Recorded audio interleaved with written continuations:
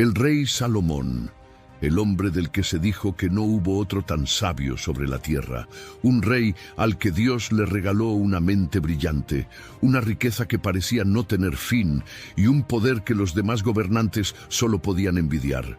Pero, ¿cómo es posible que alguien tan bendecido terminara sus días envuelto en vacío, arrepentimiento y ruina espiritual? Hoy vamos a adentrarnos en algo que casi nunca se cuenta. El último día de vida del rey Salomón. Un día cargado de recuerdos, de gloria pasada, de errores imperdonables y de una conclusión brutal que atraviesa los siglos. Todo es vanidad.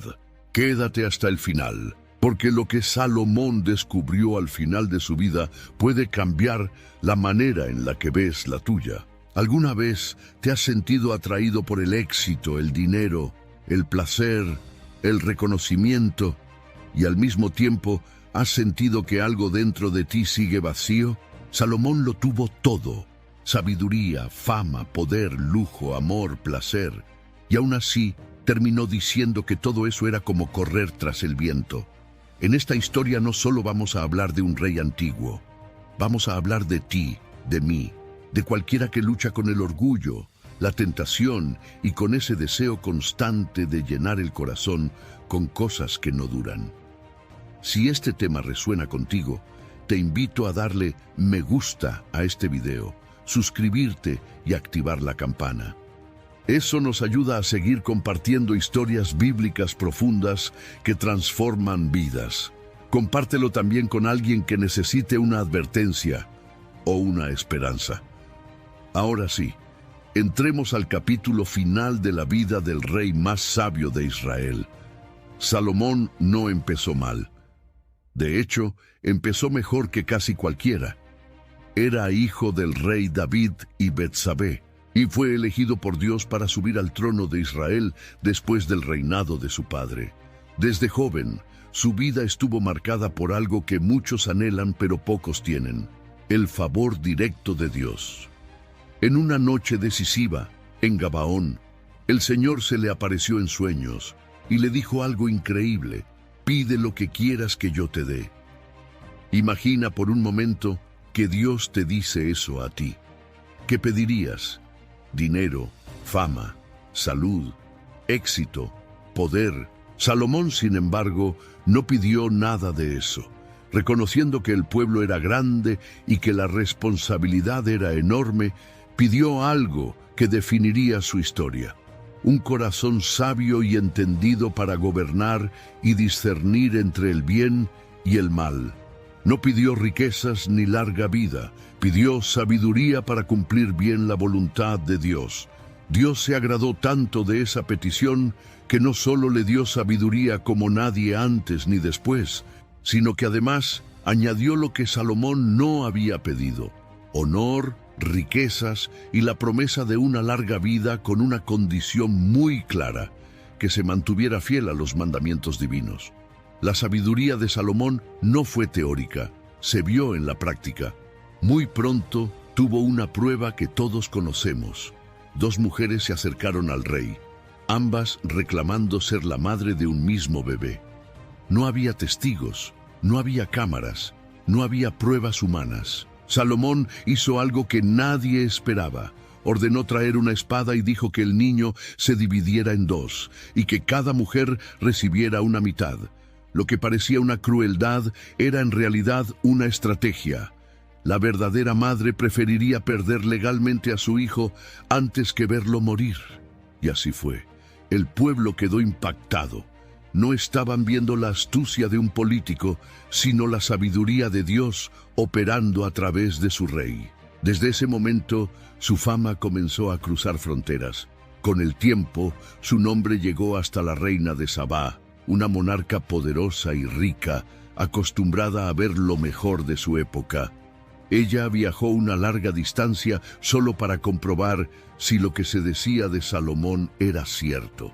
Llegó con preguntas difíciles, con enigmas, con desafíos intelectuales. Y cuando escuchó sus respuestas, vio su organización, su palacio, su corte, su forma de gobernar y su adoración, quedó sin palabras. Ella misma reconoció que lo que le habían contado en su tierra se había quedado corto. Ni siquiera le habían dicho la mitad de la grandeza de Salomón y de la sabiduría que Dios le había dado. Israel, bajo su gobierno, se convirtió en un faro de prosperidad y conocimiento para las naciones alrededor. Pero quizá el logro más impresionante de Salomón no fue su riqueza ni su fama, sino la construcción del templo en Jerusalén.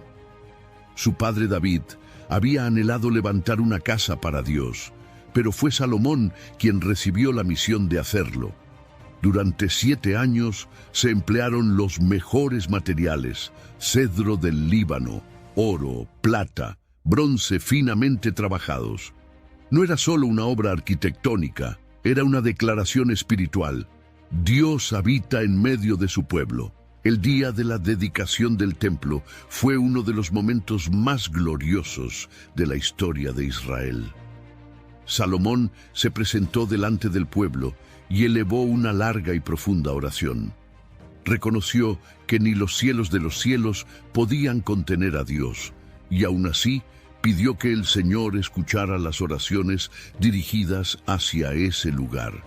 La respuesta de Dios fue visible. La gloria del Señor llenó el templo como una nube, hasta el punto de que los sacerdotes no podían ni siquiera permanecer allí por la intensidad de la presencia divina. En ese tiempo, Salomón estaba alineado con el corazón de Dios. Su oración, su devoción y su liderazgo mostraban a un rey humilde, consciente de que todo lo que tenía provenía de lo alto. Bajo su mando, Israel alcanzó un nivel de prosperidad y estabilidad que nunca antes había tenido.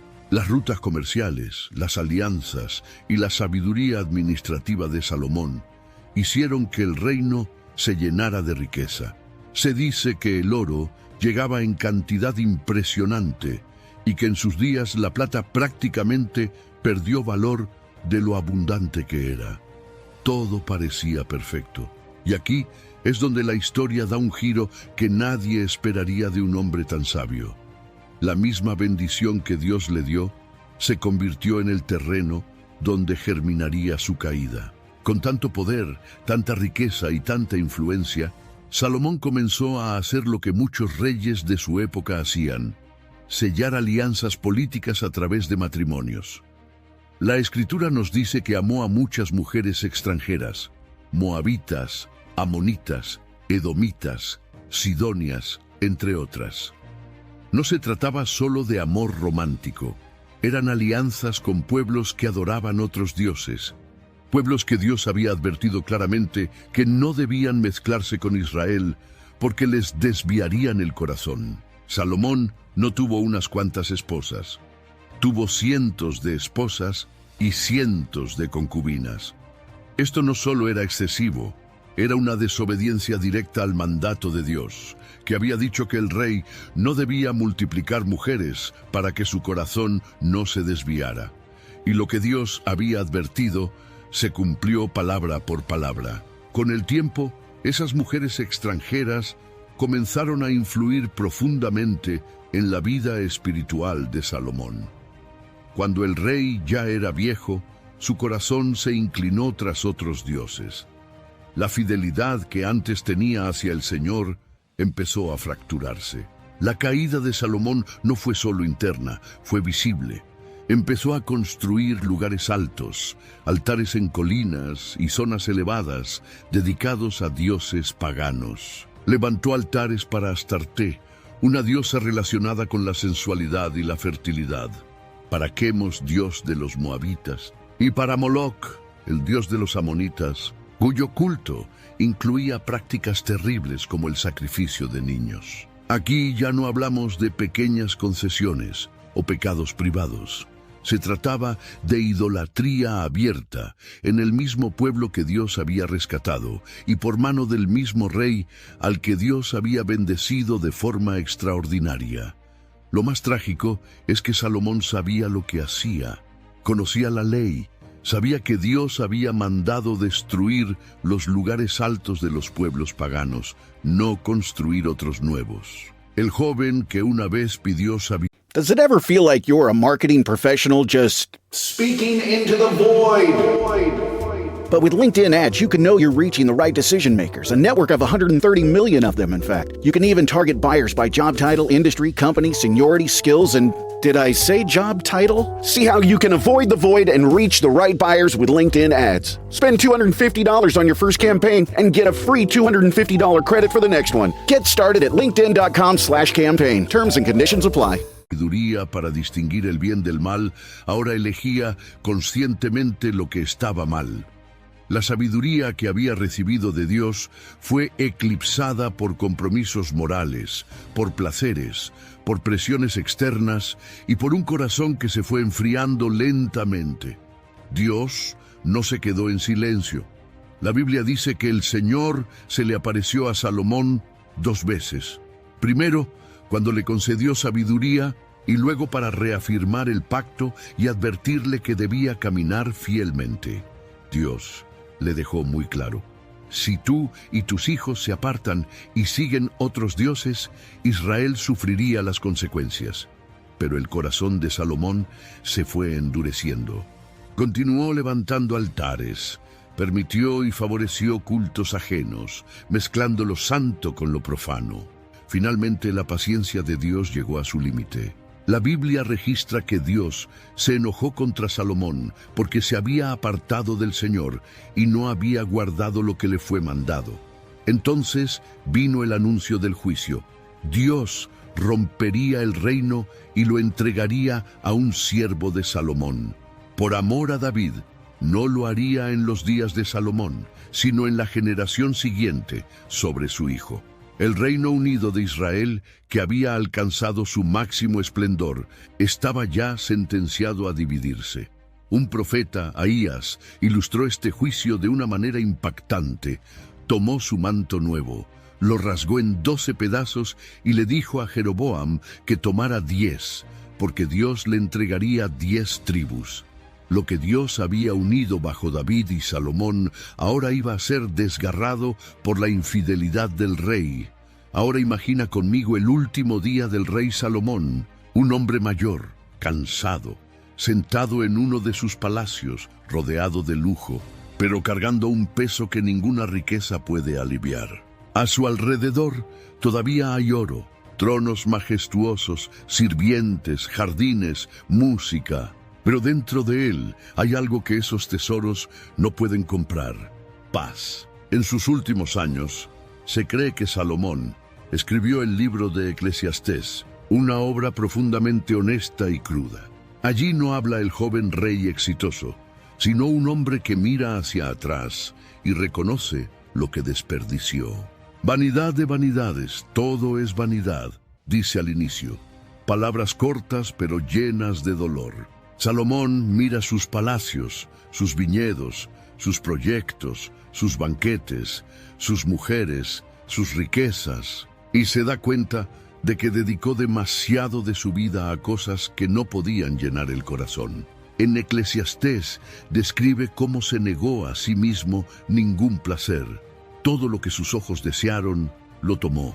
Hizo grandes obras, acumuló tesoros, se rodeó de cantores, sirvientes, placeres de todo tipo. Y al final, cuando se detuvo a pensar, vio que todo eso era como perseguir el viento, mucho esfuerzo, poca satisfacción verdadera. Lo más impactante es que Salomón no era ignorante. Él mismo, en el libro de Proverbios, había aconsejado a otros: confía en el Señor con todo tu corazón y no te apoyes en tu propia prudencia.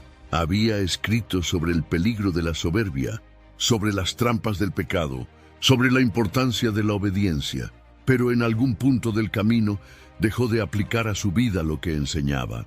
Se apoyó en su propia sabiduría, en su propio criterio, en sus propias decisiones. En Eclesiastés también reconoce que el que ama el dinero nunca se sacia y que el que pone su corazón en las riquezas jamás se siente satisfecho. Es como si estuviera confesando su propia experiencia.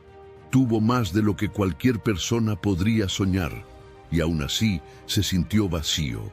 Hacia el final de Eclesiastés, Salomón llega a una conclusión que suena simple, pero que resume toda su vida. El fin de todo el discurso es este: teme a Dios y guarda sus mandamientos, porque esto es el todo del hombre. Después de probarlo todo, después de vivir lo que muchos llaman el sueño, después de saborear poder, placer, riqueza y reconocimiento, Salomón se da cuenta de que el verdadero sentido de la vida nunca estuvo en nada de eso. Siempre estuvo en Dios, en obedecerle, en caminar en sus caminos. Su último día no estuvo marcado por grandes celebraciones, sino por una profunda reflexión. El rey más sabio de la tierra entendió demasiado tarde que, sin un corazón fiel al Señor, todos sus logros eran polvo. La historia de Salomón no está en la Biblia solo para que admiremos su sabiduría o nos escandalicemos por su caída. Está ahí para que tú y yo veamos un espejo, porque quizá tú no tengas un trono, ni toneladas de oro, ni cientos de sirvientes. Pero tal vez sí conoces lo que es perseguir cosas que prometen felicidad y luego darte cuenta de que no llenan el alma. Tal vez has sentido cómo tu corazón se enfría poco a poco, cómo la voz de Dios se vuelve más lejana mientras otras voces se hacen más fuertes. El mensaje final de Salomón es un llamado urgente. No busques tu propósito en lo que puedes acumular, construir o disfrutar lejos de Dios. Todo eso pasa, todo eso se acaba. Lo único que permanece es tu relación con tu Creador. No importa tanto cómo empezaste, sino cómo vas a terminar. Salomón empezó bien y terminó con un sabor amargo de arrepentimiento. Tú, hoy, todavía tienes la oportunidad de elegir un final diferente. Si esta historia te habló, te confrontó o te animó a volver a Dios, te invito a dejar tu me gusta, suscribirte y compartir este video con alguien más. Escribe en los comentarios qué lección te deja la vida del rey Salomón. Y recuerda, la verdadera sabiduría no está en saber mucho, sino en vivir cada día temiendo a Dios y guardando sus mandamientos con todo tu corazón, tu mente y tu alma.